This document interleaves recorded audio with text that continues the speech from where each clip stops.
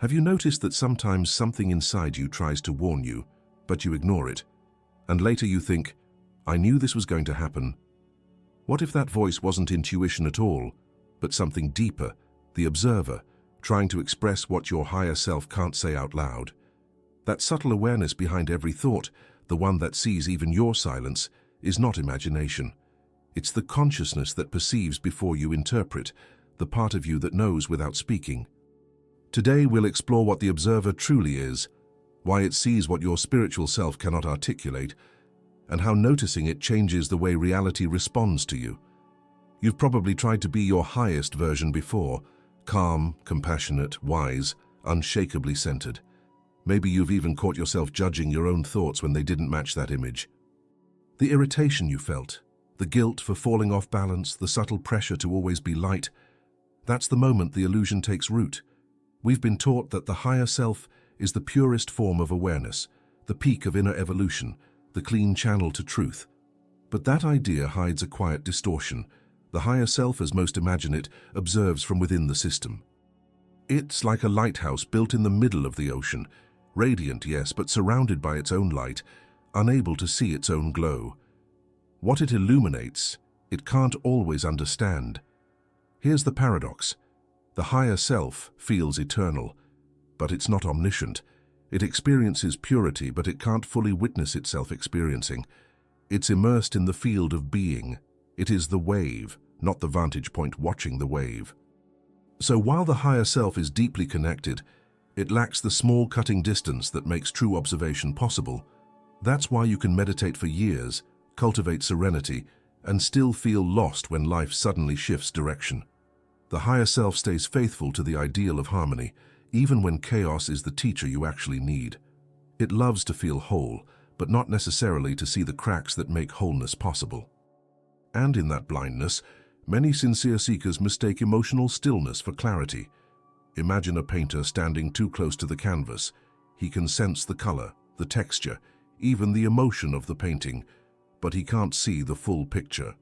That's the higher self, the artist inside the artwork. The observer, on the other hand, is the one who steps back.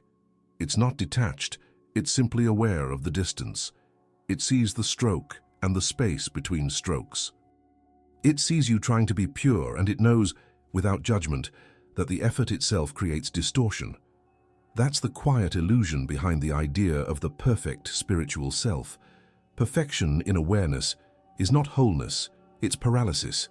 It traps you in an invisible mirror, forever comparing the now to an idealized image of serenity. You start filtering your emotions, avoiding discomfort, even censoring your own intuition because it doesn't sound elevated enough. The result? Your growth becomes performative. You stop feeling and start managing. If you've ever forced calm when you were actually angry, that's it. If you've ever pretended to trust the universe while secretly fearing what comes next, that's it too. The higher self in its idealized form can't handle contradiction.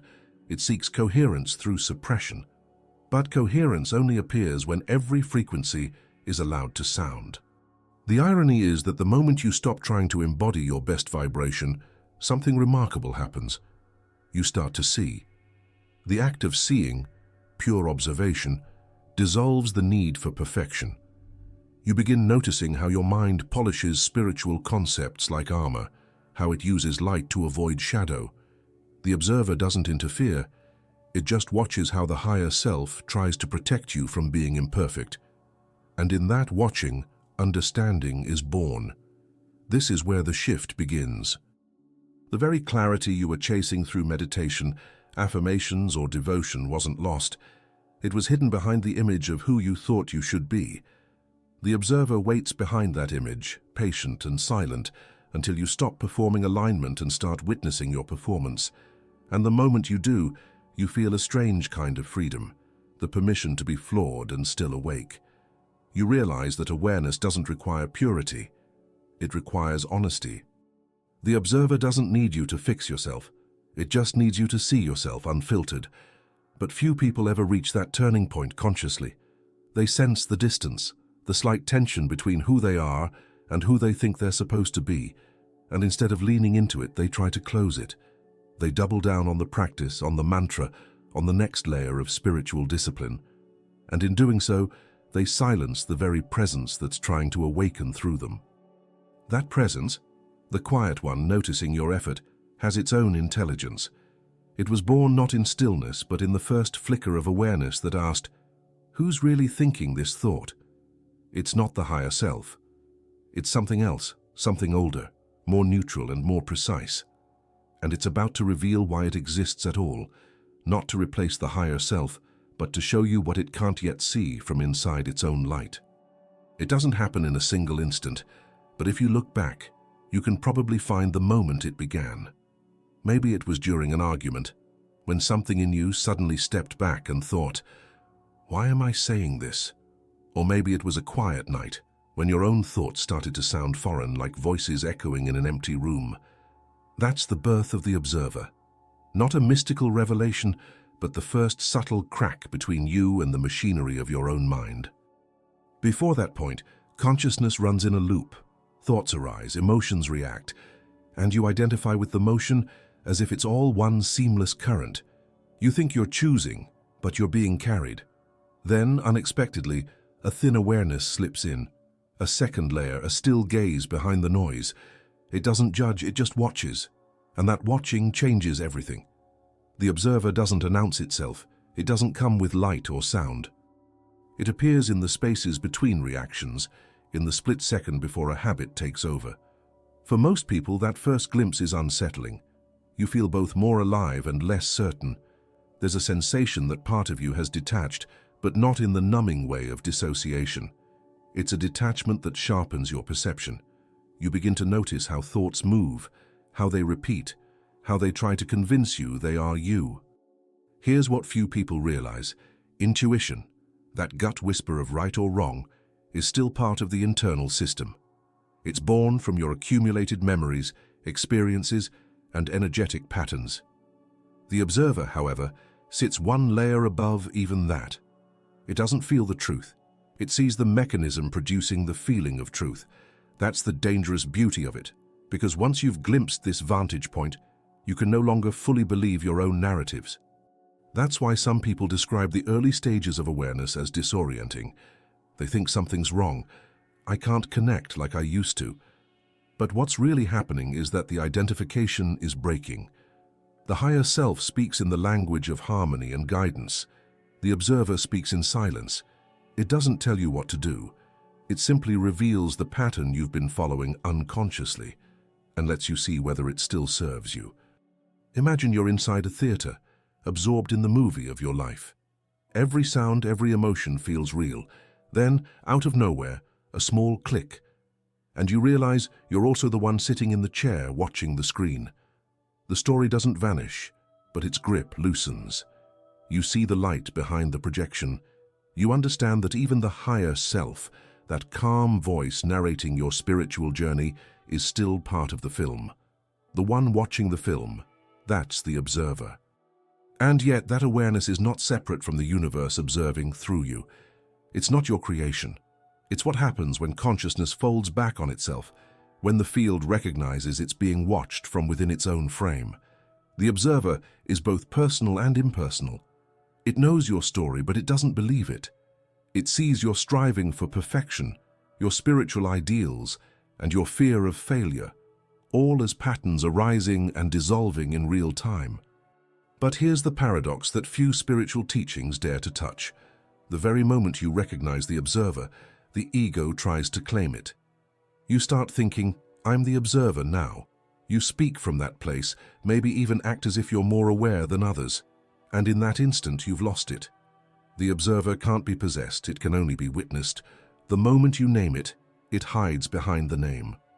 This is where the real danger lives, not in the birth of the observer itself, but in mistaking identification for awakening. It's like standing at the edge of a mirror and believing the reflection is the one who's seeing. Many seekers fall into that trap. They start curating their awareness instead of expanding it, trying to maintain the state of the observer instead of letting observation remain fluid and unowned. If you want to test this right now, pause for a moment. Listen to the next thought that comes up. Maybe it's "this is strange" or "I'm trying too hard." Now ask who heard that. Don't answer. Just feel where the hearing came from. That space, that quiet clarity, doesn't belong to your personality or your practice. It's the field of observation itself noticing its own movement. The birth of the observer is not an achievement, it's a fracture in identification that allows light to enter. And once it's opened, life begins to rearrange around it. Old motivations lose their taste. You start seeing how even your spiritual hunger, the drive to ascend, to heal, to align, can be another disguise of self-maintenance. And this realization can be unsettling, even frightening, because it dissolves the comfort of knowing who you are in the process of becoming better. It exposes a deeper intelligence at play, one that doesn't seek improvement, but recognition. Recognition of what's already here, quietly perceiving everything, waiting for you to stop trying to silence it in the name of spiritual peace. And that's where the tension begins to rise, because most seekers, when they feel this awareness watching them, do exactly that. They try to quiet it. They try to meditate it away, confusing stillness with suppression. And that's where the next great mistake of the path unfolds, the one that turns spiritual seeking into spiritual blindness. You've probably been told that silence is the goal, that the mind must become still, the thoughts must fade, and the world must stop echoing inside you. You've been told that peace is the proof of enlightenment. But what if that silence you're chasing is not peace at all, but anesthesia? What if, in trying to silence the very mechanism that could show you the truth, you've mistaken quietness for awakening? This is the fatal error of spiritual seeking, confusing the absence of noise with the presence of awareness. Most people enter meditation, prayer, or spiritual practice hoping to reach a state where nothing disturbs them. But the moment you try to silence the observer, the very faculty that notices what is, you begin to drift into a kind of luminous sleep. You stop perceiving clearly and start curating serenity. It sounds noble. Empty the mind. Let go of thoughts. Rise above emotions.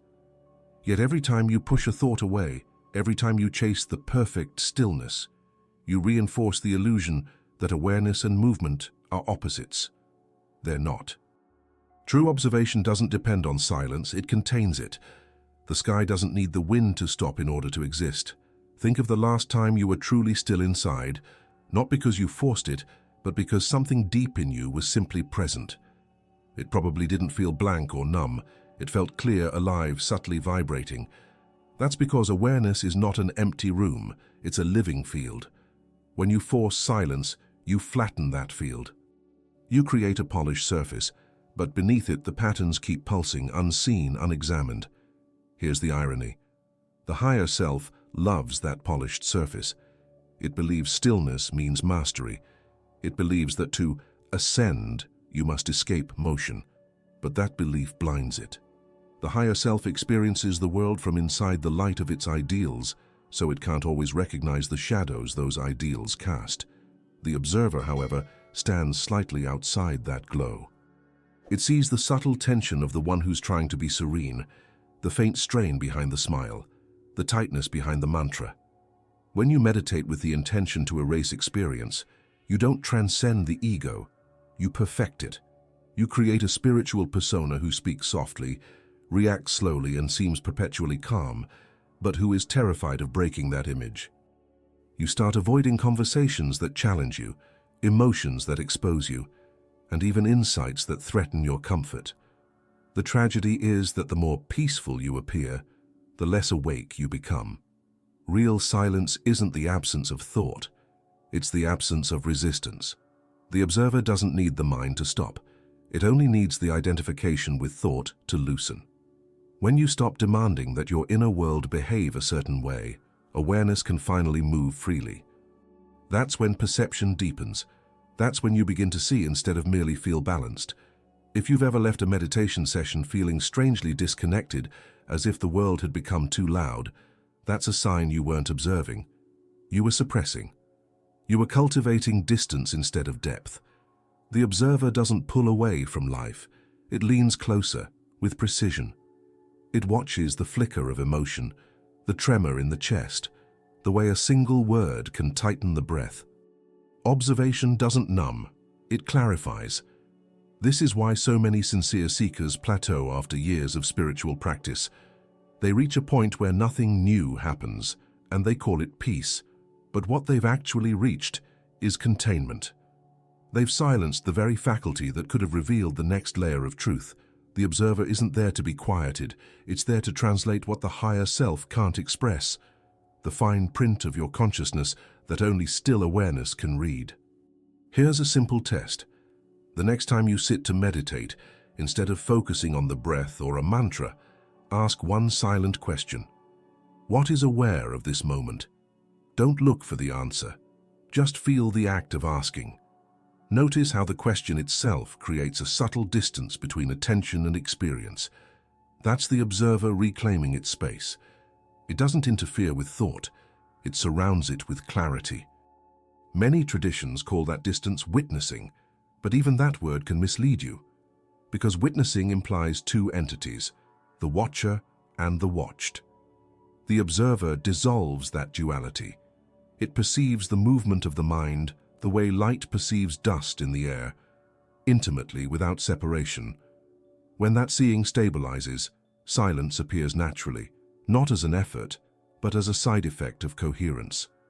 And coherence is not stillness, it's rhythm. Awareness breathes in waves, contraction and release, noticing and letting go. To confuse stillness with enlightenment is like mistaking the pause between heartbeats for the life itself. The body of consciousness needs both motion and rest, both silence and sound, to stay alive. The real danger isn't noise, it's rigidity. The more you control your inner landscape, the less space the observer has to move. The real peace you're looking for doesn't come from stopping the storm, it comes from realizing you were never the storm in the first place. But to realize that, you must learn to hear differently. Because the next mistake many seekers make isn't suppression, it's misinterpretation. They confuse inner hearing with true observation, intuition with clarity, and that confusion is subtle, seductive, and nearly invisible until you learn how to recognize it. There's a subtle moment, almost imperceptible, when you realize that what you've been calling intuition might actually be something else. It happens when you feel that faint internal alarm, the quiet sense that something isn't right, yet you can't explain why. You may even call it a gut feeling. Gut. But what if that feeling isn't the message itself, but merely the echo of a deeper seeing? What if what you're hearing isn't the truth, it's just the resonance of what the observer has already noticed? Hearing is a sensory event. It's vibration translated into perception. In the inner world, it takes the form of impulses, emotional tones, the whispers we associate with guidance or intuition. Observing, however, isn't sensory. It doesn't interpret through feeling, it perceives through presence. Hearing still belongs to the field of experience. Observing belongs to the field of awareness. One receives signals, the other recognizes their source. Think of the difference like this. Hearing tells you that a storm is coming.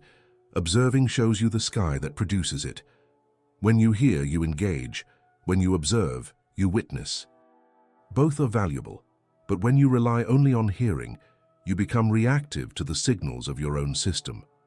The observer, by contrast, holds the silence that allows the signal to be understood, not just felt.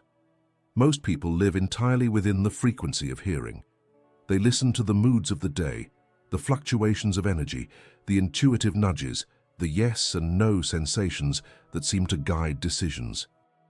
And while these sensations can be useful, they're also shaped by memory, desire, fear, and bias. The higher self often speaks through this channel, emotionally intelligent but still limited. The observer doesn't speak through it at all. It doesn't give you answers. It lets you see the emotional architecture behind your answers. That's why when you say, "Something feels off, but I don't know what," it's not confusion, it's clarity trying to surface through noise. The observer has already noticed the misalignment, but your inner hearing hasn't yet translated it into a language the mind can interpret. What you feel as unease is simply the vibration of that translation delay. Try noticing that gap the next time it happens. A thought arises, a decision appears, and immediately an echo follows, the subtle pull in your chest, the intuitive, Instead of reacting to that feeling, Pause. Don't label it. Don't analyze it. Just turn your attention to the space from which both the thought and the feeling appeared. That space doesn't speak in words or emotions. It doesn't advise. It reveals. That's the observer, awareness itself perceiving its own ripple. There's a practical distinction here that changes everything. Hearing interprets reality. Observing updates it.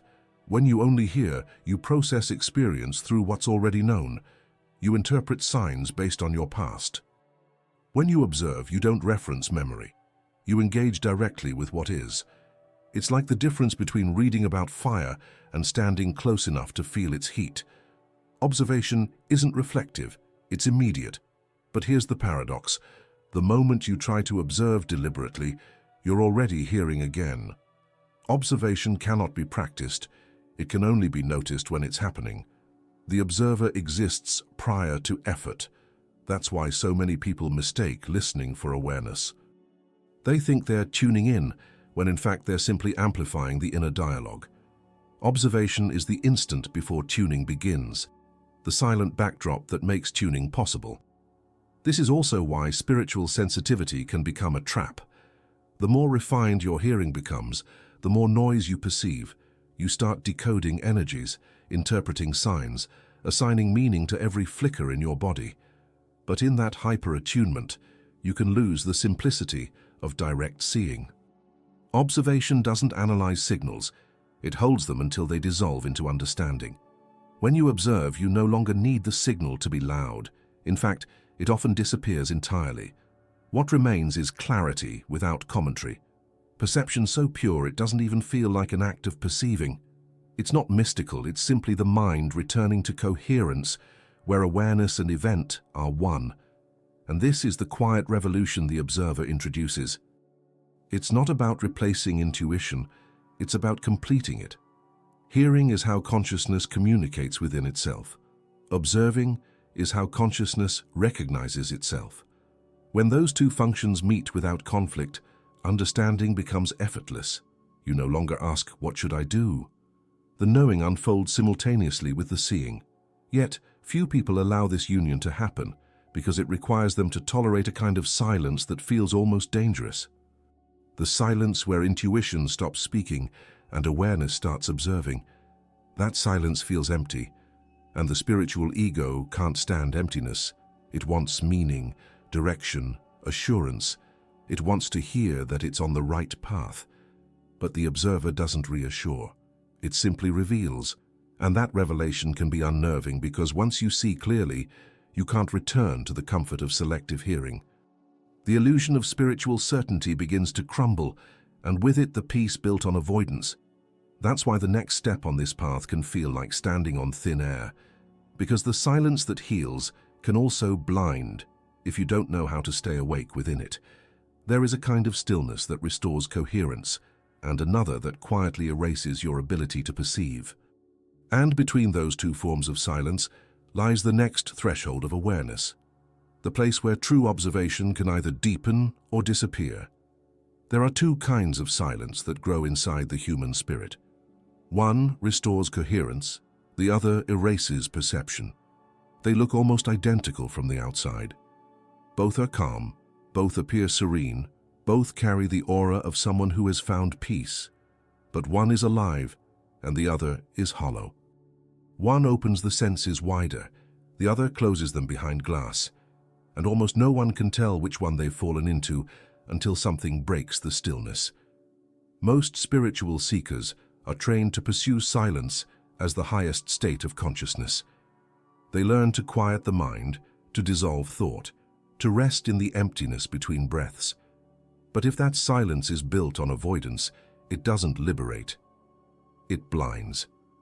It's a silence that polishes over noise without resolving it, like painting over rust. The surface gleams, but underneath, corrosion spreads.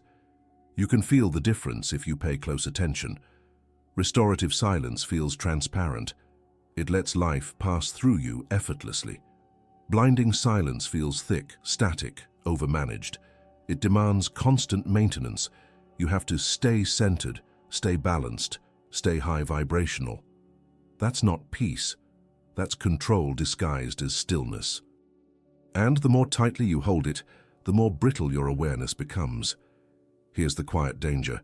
When the observer begins to awaken and you start sensing deeper patterns in yourself, the impulse is to protect that awareness by freezing it. You start believing that motion or noise will disturb your inner equilibrium. So you create a shrine of silence, a mental monastery where nothing unexpected can happen. You retreat from conflict, from emotion, from the raw electricity of human experience. At first it feels sacred. You tell yourself you're not reacting, that you're above drama. But slowly your perception dulls. You stop noticing the micro-movements of truth that arise in messy conversations, in spontaneous laughter, in the awkward pauses of real connection. You confuse detachment with wisdom. What was once observation becomes distance. That's when the higher self, trapped in its ideal of serenity, begins looping. It recycles the same comforting thoughts. Everything is perfect, all is love, nothing can hurt me. Those phrases may sound enlightened, but they often serve as noise-cancelling devices for the soul. They replace curiosity with closure. And without curiosity, observation dies. The observer doesn't need silence to function. It needs transparency, a clear line of sight between awareness and experience. True stillness doesn't suppress sound. It lets sound echo through without distortion. When you lose that transparency, you stop seeing what's actually happening and start living inside the projection of what you want to be happening.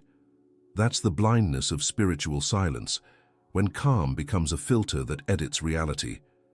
Think of a pond. When it's calm, it reflects the world perfectly, but only if the water is clean.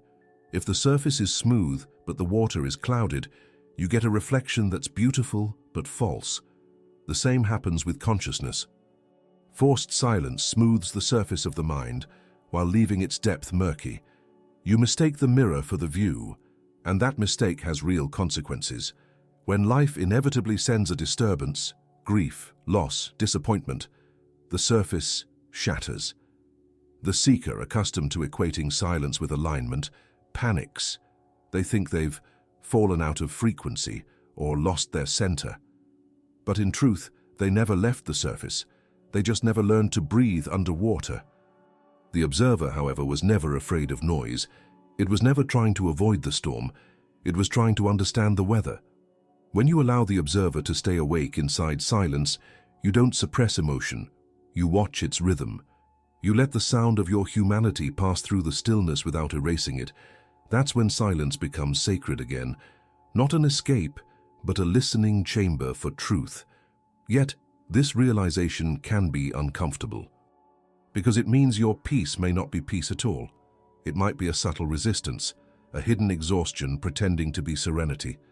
It takes courage to test your silence, to see if it's transparent or opaque. Here's how you can find out right now. Sit quietly for a few seconds and listen, not for sound but for pressure. Is your silence soft and open, or does it feel like you're holding your breath? That's the diagnostic. If it feels tight, that's not stillness, that's effort. That's the higher self trying to guard its perfection. And if that's what you discover, don't rush to fix it. Just acknowledge it. The act of noticing already begins to dissolve the blindness. Observation re-enters through the very crack silence tried to seal. Because soon, and it always comes, there's a deeper possibility waiting beyond that fragile peace. The merging of awareness and essence, the alignment that was once considered forbidden, not because it's wrong, but because few are ready to see how powerful it truly is. But before we cross into that territory, take a breath. If any part of what you just read stirred something inside, a memory, a question, a discomfort, don't let it pass unnoticed. Write in the comments the first word that appeared inside you when you asked yourself whether your silence is alive or blind.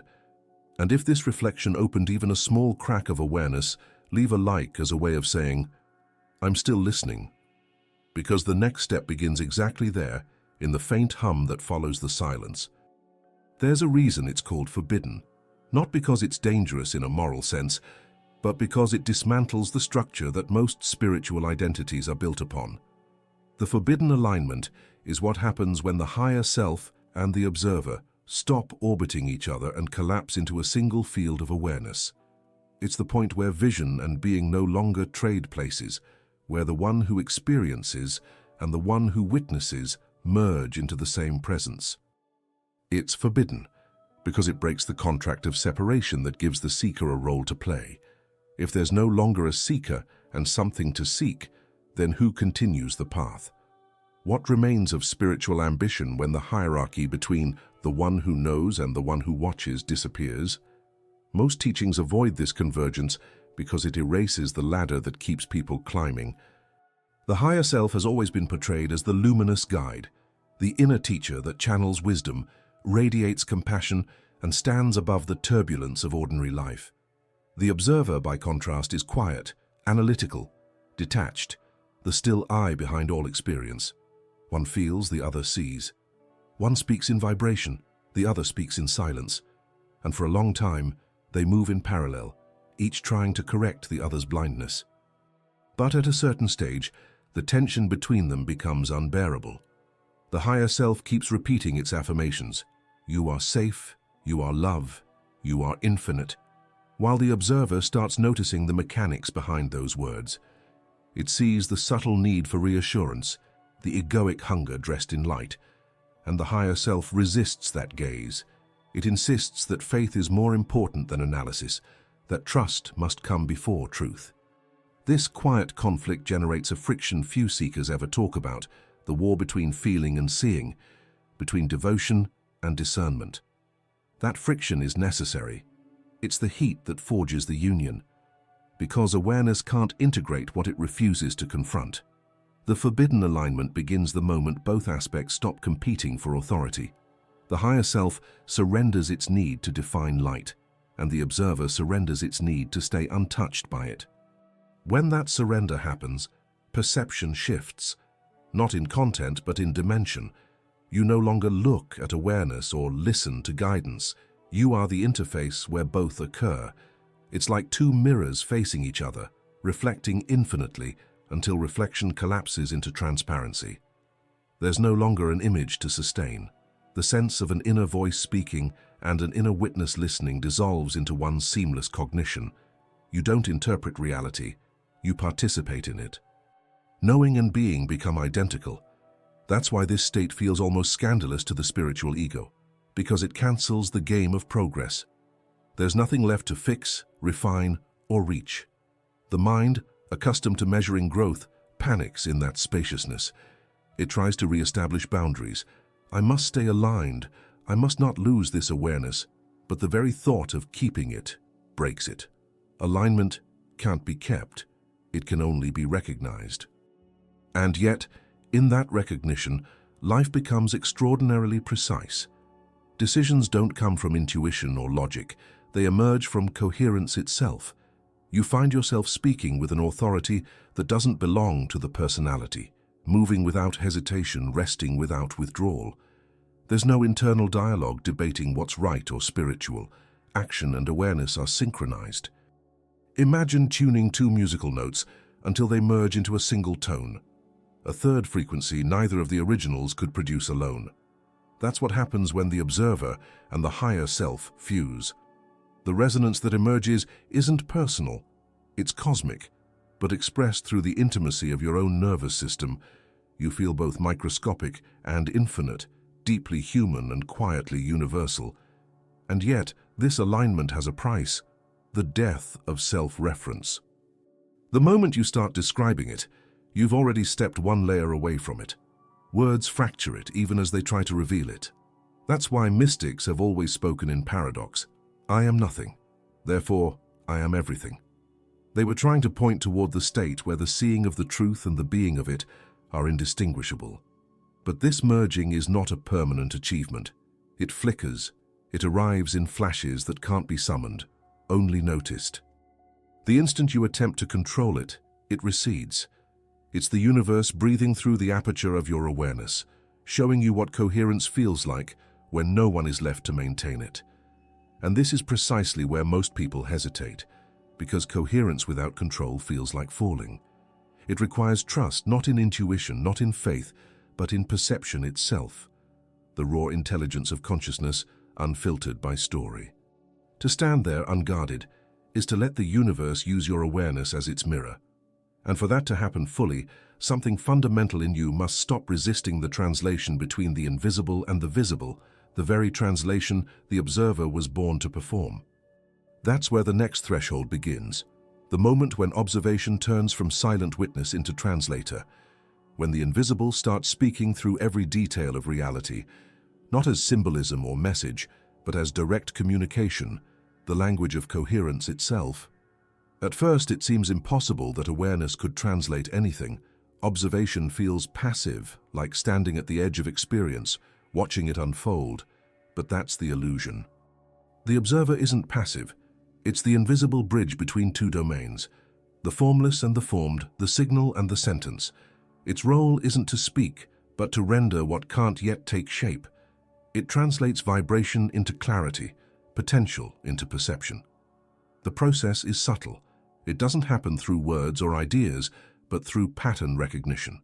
Every event in your life, every thought, every emotional pulse, carries an energetic signature, a kind of texture that precedes meaning. The higher self feels that texture as intuition, but the observer doesn't feel it. It sees its coherence. It tracks the geometry behind emotion, the movement behind motive. Where the higher self experiences guidance, the observer perceives data. Imagine standing before a stained glass window. The higher self sees color, light, beauty. The observer sees the structure that holds those colors together, the lead lines, the joins, the symmetry that makes the light meaningful. Without the structure, there's only blur. Without the color, there's no reason to look. The two depend on each other, but only the observer can make the image intelligible. That's why some of your deepest realizations don't come as new ideas, but as shifts in how you see.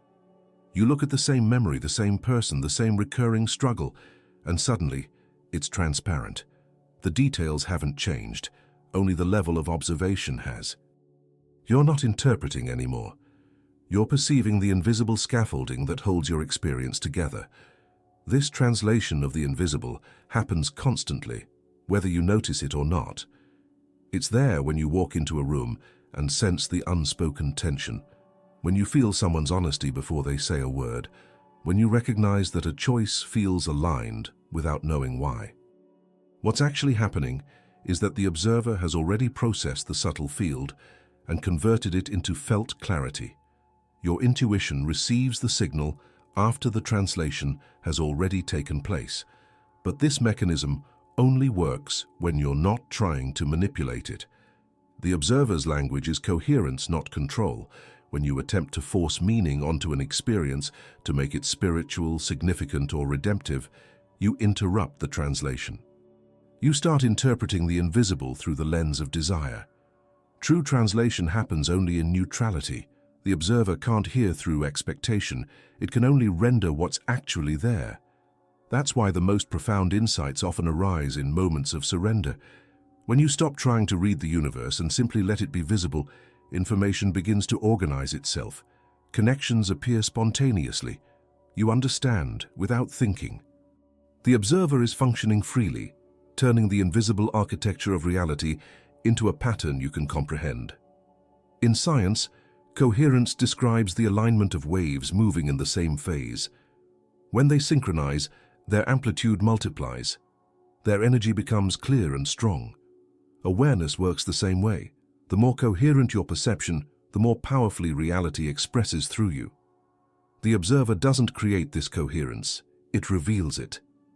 It lets you see how your own attention affects the field around you, how clarity isn't imposed on life, but drawn out of it by the quality of your gaze. That's why some experiences feel guided or cosmic without any mystical proof. It's not that the universe suddenly intervenes, it's that your observer reaches the level of resolution where the invisible pattern becomes readable. You begin to see meaning not as an overlay, but as a property of reality itself.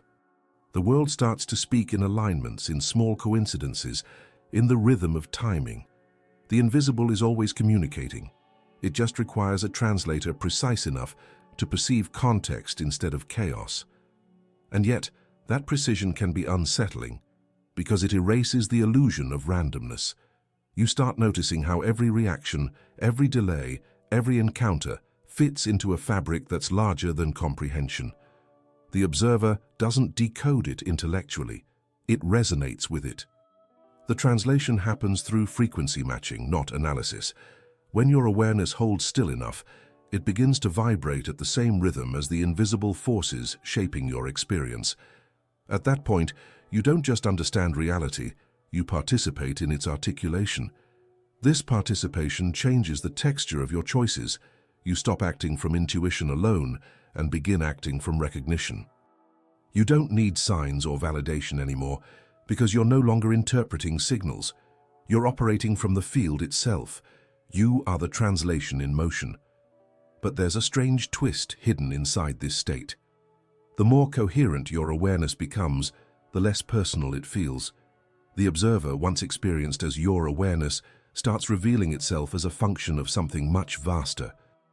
It's as if the universe were watching itself through your eyes, using your consciousness as an interface. The line between self and source begins to dissolve, not as an abstraction, but as a direct perception. And that's where the next revelation begins to unfold. Because once the invisible can translate itself through you, you start realizing the shocking truth about observation. It's not you observing you. It's something much larger, an awareness that belongs to the entire field of existence, looking back through the small aperture of your mind. What you thought was your private seeing is, in fact, the universe recognizing its own reflection. The moment it happens, it's almost disorienting.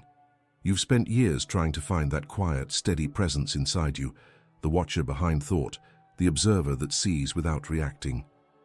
You've trained yourself to notice the mind's movement, to hold space between impulse and awareness. And then one day, the realization drops like a silent shock. The one who's observing isn't you. It doesn't arrive as a thought or a revelation. It's more like a shift in gravity. Something that had always seemed centered within your consciousness suddenly flips inside out. You're no longer the one looking out from behind your eyes. You're being looked through.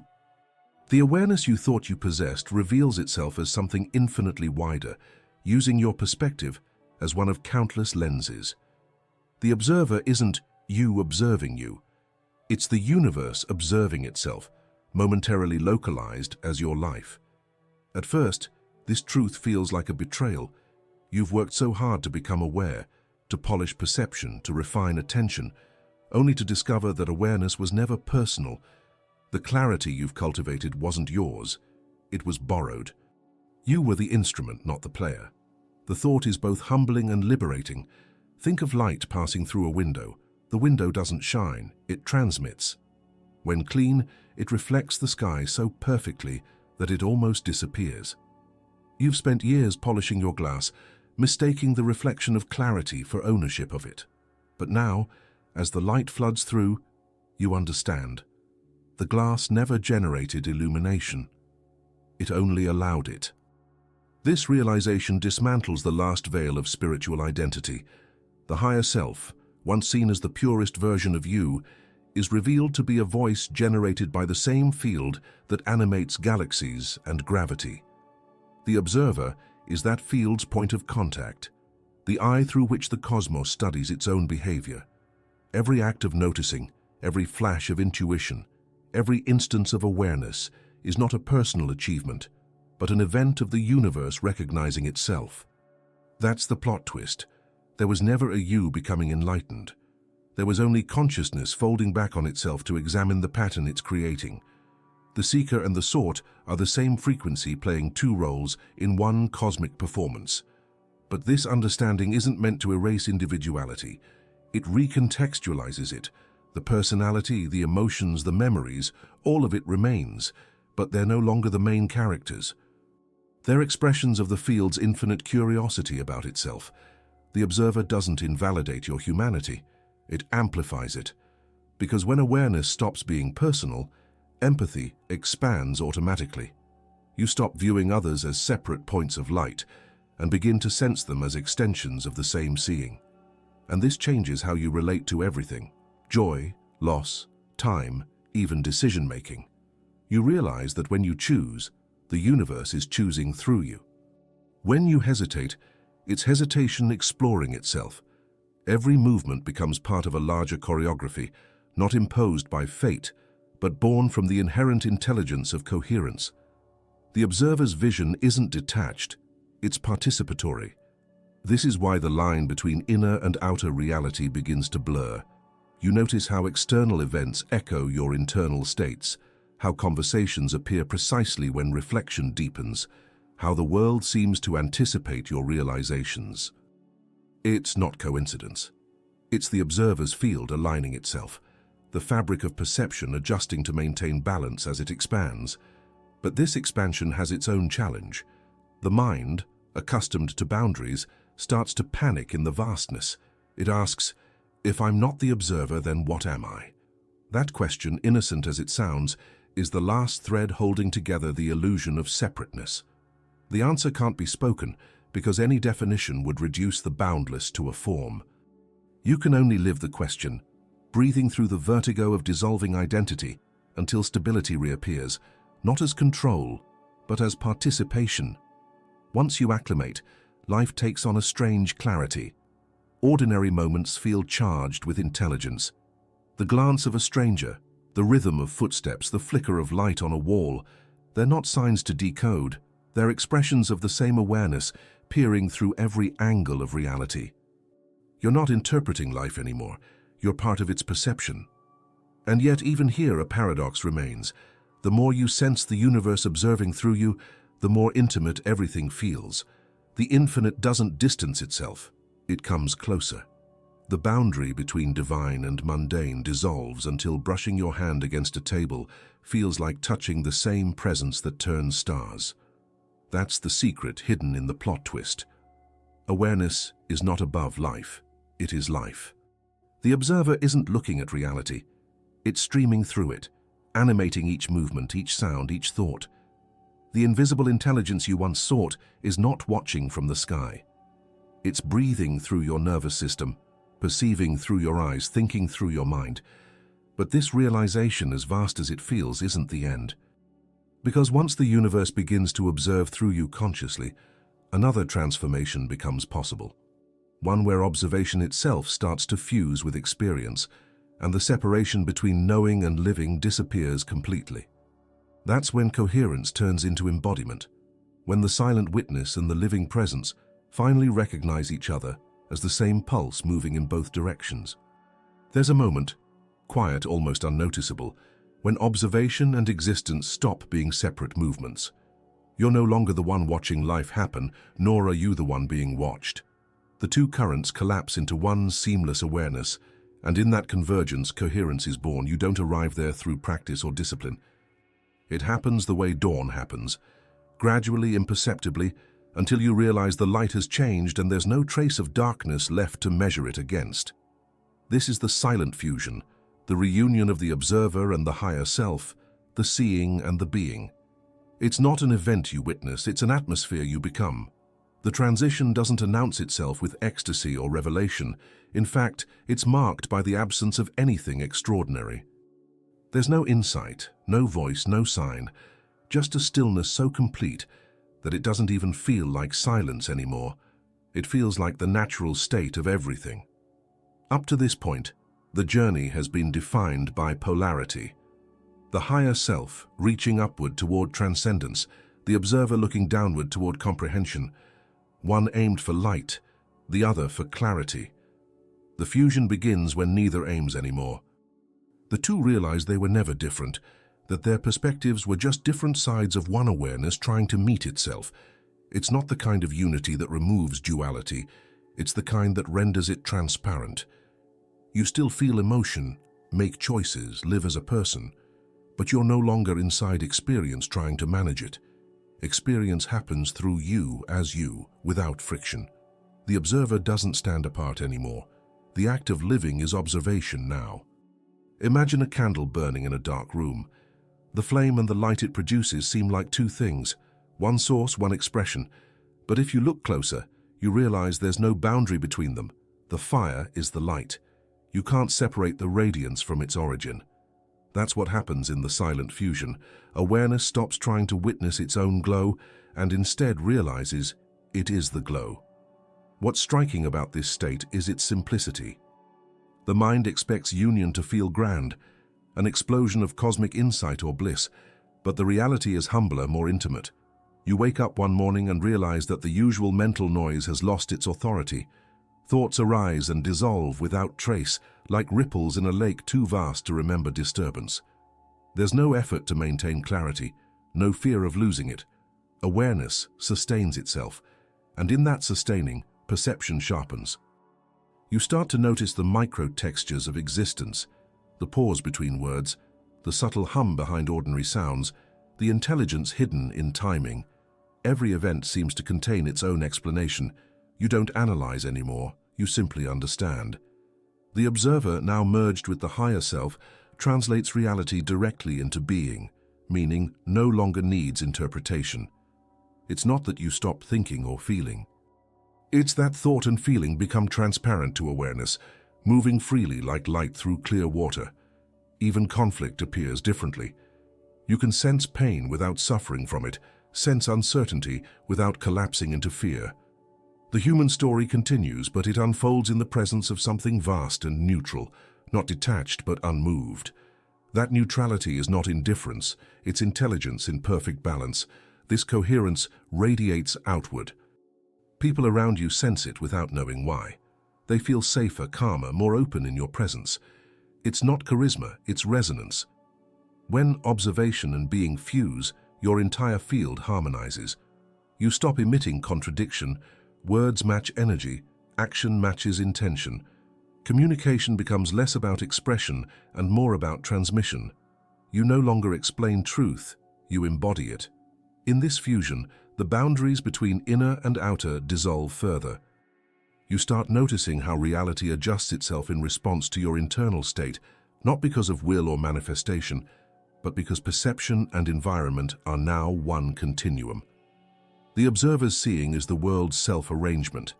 Every glance, every thought, every gesture becomes part of the field's choreography. But even this state, as serene as it feels, carries a subtle paradox. The moment you try to grasp it, it disappears. The instant you think, this is it, the separation returns.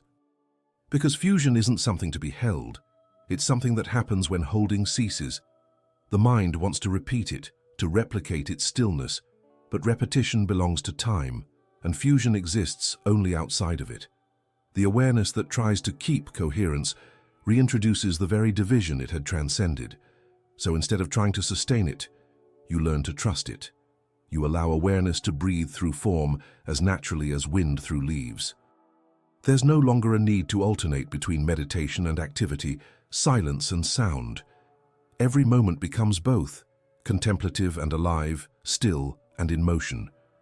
You start to sense that the entire world is meditating through you, that existence itself is maintaining the equilibrium. And it's within that balance of the effortless circulation between observation and action that another kind of knowing begins to unfold. Not abstract, not spiritual, but immediate and tactile. The recognition that the same intelligence animating your breath is orchestrating the rhythm of everything around you. And that recognition doesn't speak in philosophy or belief. It speaks in sensation, in the way your body, thought, and environment suddenly move as one continuous gesture, guided by something deeper than intention, something that has been here since before the first thought of "I am" ever arose. Take a moment and notice this. As you read these words, there's something inside you that's aware of reading. It's not the eyes or the voice in your head pronouncing the sentences, it's the silent presence behind both. The still awareness that doesn't move even as thoughts flicker across it. That's not imagination or philosophy. It's the most verifiable experience you can have. The observer right now is present, active, and effortless. You don't have to summon it or visualize anything mystical. You simply pause for half a breath and ask yourself, who is noticing this thought? Don't answer with words. Just let the question hang. In that instant of suspension, before the mind rushes to label, explain, or describe, you're touching the observer directly. It's there in the gap between question and answer, the space between perception and interpretation. It's subtle, yes, but unmistakable once you catch it. It doesn't feel like an emotion or a thought. It feels like clarity itself, impersonal, neutral, and awake. You can test it anywhere, at a traffic light, in a meeting, during an argument. Every moment contains that same threshold between automatic reaction and conscious seeing.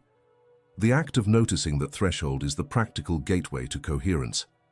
This is what it means to bring the observer into daily life. It's not about detaching from experience or pretending to be calm. It's about introducing awareness into movement, so perception and action begin to align in real time. When you're speaking, can you feel the silence behind your words? When you're listening, can you sense the stillness that receives the sound before meaning forms? That's the practice. Micro, invisible, but revolutionary in effect. What happens when you do this consistently is subtle at first. Time seems to stretch slightly. The usual rush of judgment softens. You find yourself pausing half a second longer before reacting, and in that half second, the world opens. The body relaxes without your telling it to. Choices that once felt pressured start to self-organize. You begin to sense that awareness doesn't need control to direct reality. Observation itself is direction. In the modern world, where attention is constantly fragmented, this simple shift has enormous implications. You stop leaking energy into interpretation. You realize that most exhaustion isn't physical, it's perceptual. It comes from resisting the present moment, from trying to rearrange what already is. Observation dissolves that resistance. When you see clearly, there's nothing left to fight, only to participate in. Try this experiment. Close your eyes for just a few seconds and focus not on your breath, but on the awareness of breathing. Don't deepen or slow it. Let it do what it does. Simply feel the body moving on its own, the air entering and leaving without your permission. That's life observing itself through you. When you notice that, your identification with the doer softens. Breathing becomes observation, not effort. Now open your eyes again and look around the room. Instead of naming objects, notice the simple fact that seeing is happening. You're not the one forcing the seeing. It's occurring through you. The mind, so used to claiming ownership, will try to step in and describe it. Let it. Watch that too. The moment you watch even your description, awareness expands again. Over time, this shift creates a kind of gravity in your perception. Life begins to organize around awareness rather than will. You notice that clarity doesn't depend on mood or circumstance. It's not something to regain after chaos. It's the ground that chaos moves through. The more you practice, the less separation you feel between observing and living. You're not maintaining a state. You're allowing one to reveal itself moment by moment. This integration also changes how emotion behaves. Instead of suppressing or indulging feelings, you start to observe their architecture, where they arise in the body, how they crest and fade. You begin to understand that emotion is just energy passing through the lens of perception. The observer doesn't interfere. It provides enough space for energy to complete its cycle. What used to feel overwhelming becomes informative, and something else starts to happen. Coherence moves outward. The same field that stabilizes your perception begins to affect your surroundings. Conversations flow more easily, timing becomes precise, coincidences multiply. You're not forcing synchronicity, you're resonating with it. The observer translates subtle alignment into physical rhythm. The most beautiful part of this practice is its ordinariness. There's no ritual, no mantra, no special posture. The world itself becomes the meditation, the hum of the refrigerator, the feel of fabric on skin, the sound of footsteps fading down a hallway. Each moment is an opportunity to verify awareness. You don't need to wait for inspiration or spiritual context. The observer is as real in the grocery line as it is in the quiet of meditation. And when awareness stabilizes like this, you start noticing that life no longer feels like something happening to you. It feels like something happening through you. You act, you feel, you decide, but none of it carries the weight of ownership. You begin to trust movement itself, to sense the intelligence inside spontaneity. It's not mystical surrender, it's precision. The universe moving through a body that's finally clear enough to transmit without distortion.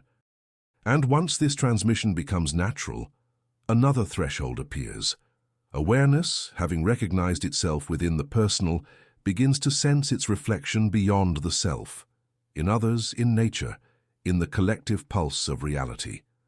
The next realization is no longer about personal observation, but about the network of awareness itself, the shared field of seeing that connects every consciousness, waiting to be recognized as one continuous act of perception. In the end, the observer was never separate from you. It was the quiet current running beneath every thought, every intuition, every heartbeat. When you learn to rest in that still awareness, life stops being something you interpret and becomes something you inhabit. The universe is not watching from afar. It's perceiving itself through your eyes, moving through your choices, breathing through your existence. The silence you once feared is not emptiness, it's pure participation. If you felt that recognition, even for a second, it means the observer is awake in you right now. Write "I'm still here" in the comments, so I know you made it to the end of this journey. And if this message resonated, tap one of the videos on the screen to keep exploring this deeper layer of awareness. There's more waiting for you, not to be learned, but to be seen.